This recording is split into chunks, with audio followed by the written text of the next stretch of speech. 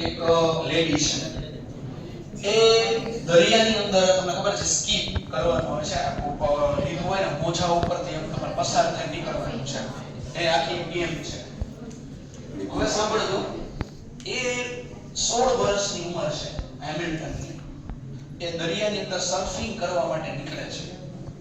દરિયા માટે જેવી સર્ફિંગ કરવા માટે નીકળે છે શાર્ક માછલી એના પર હુમલો કરે છે અને એનો એક હાથ ખાઈ જાય છે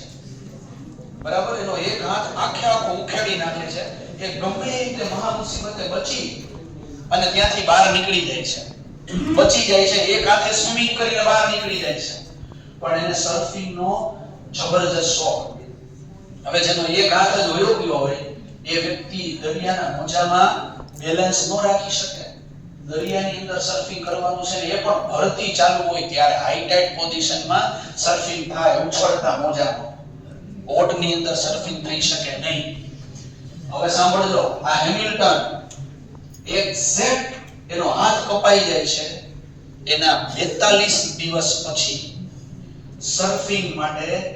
દરિયાની અંદર ડોક્ટરની ઘરની પરિવારની મનાઈ હોવા છતાં નીકળી જાય છે કોમ્પિટિશનમાં ભાગ લે છે અને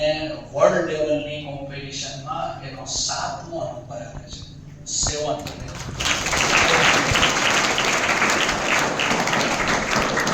વિચાર કરો